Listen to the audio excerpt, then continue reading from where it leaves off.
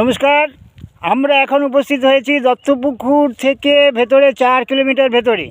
ঠিক আছে, এইটাকে বলা হয় কৃষ্ণপুর। দত্তপুকুর দিঘরা হাই স্কুল থেকে ওখান থেকে আর 2 কিলোমিটার গেলেই কৃষ্ণপুর। এই কৃষ্ণপুরের একদম মজপাড়া গায়ে আমরা এসে উপস্থিত হয়েছে।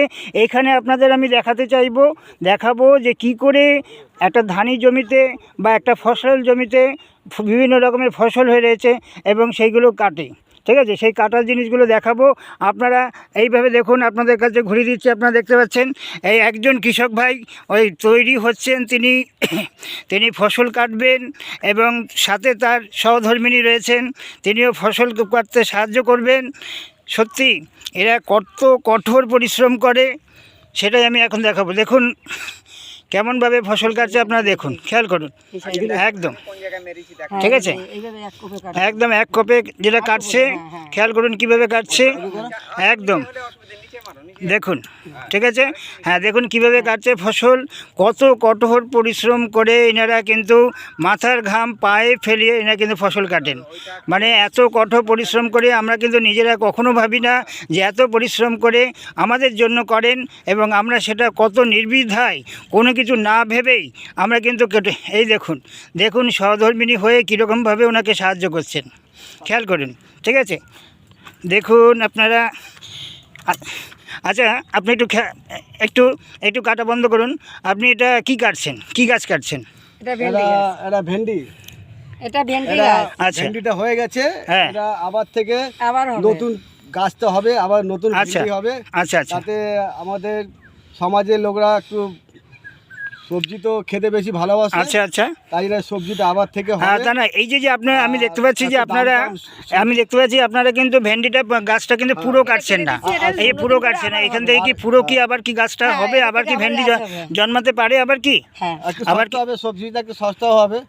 সস্তা হবে?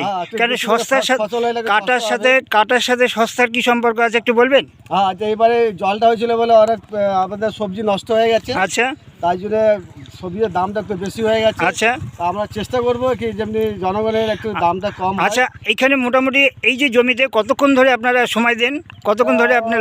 হ্যাঁ, 4 থেকে 5 ঘন্টা। 4 থেকে 5 ঘন্টার সময় মোটামুটি চলে গেছে। দাদা সকাল থেকে কাজ করছে। আচ্ছা, দাদা হেল্প করতে এসেছে। আচ্ছা, এই পাশে আমি যে সম্বোধনটা করেছি সহধর্মিণী, নাকি তাই?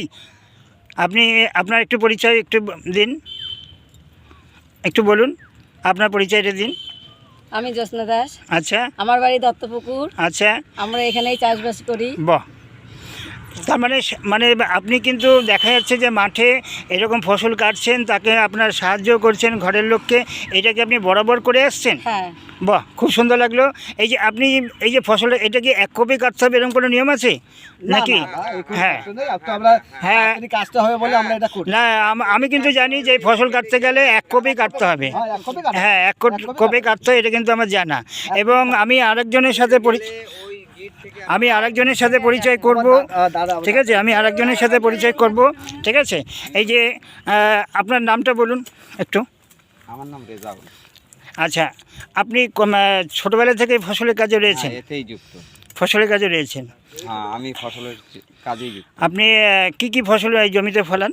এখন এই বসিয়েছি, ভেন্ডি গাছ কেটে দিচ্ছি, আবার ভেন্ডি এই নতুন করে এইসব পাতা আছে। আচ্ছা, আবার সার দেবো, সব গাছ হয়ে যাবে। আচ্ছা, এর ভিতরে এই লঙ্কা বসানো আছে, কপি বসানো আছে, সার দেবো, সব আস্তে আস্তে রেডি হবে। চেঁচে গোড়ায় সার দিয়ে মাটি দেবো। এটা কি পুরোটাই ভেন্ডি আপনার নিজস্ব জমি কি? না, এটা আমার বাবা কালী নয়, পরের সম্পত্তি। আচ্ছা, আচ্ছা, খুব ভালো লাগলো। এবং আশেপাশে আমি দেখতে পাচ্ছি বেশ ফসল ফলেছে। এখানে মাস গেলে মোটামুটি কি এর উপরই আপনার কি নির্ভরশীল? না, এর উপরে নির্ভরশীল নয়। শুধু চাষ করে সংসার চলে না। আচ্ছা, আরও অন্য কারবার করতে হয়। ঠিক আছে, আমি আবার একটু ফিরে যাচ্ছি, যেখানে নাকি ওনারা গাছ কাটছেন। তাহলে কি হ্যাঁ করুন। বাহ, এই যে এরপরে কি ফসল ফলাবেন আপনারা?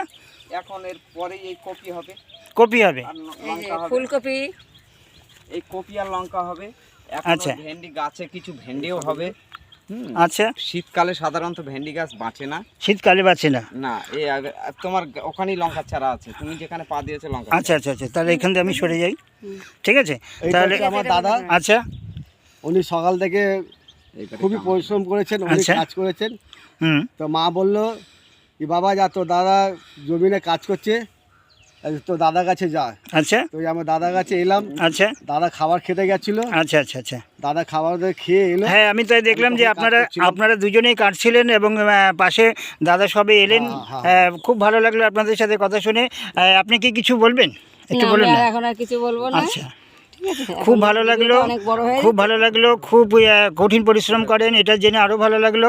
আমরা আবার আসবো, আবার আপনাদের নিয়ে কাজ করব, ঠিক আছে? আচ্ছা। আজ শেষ করি, বাই। নমস্কার।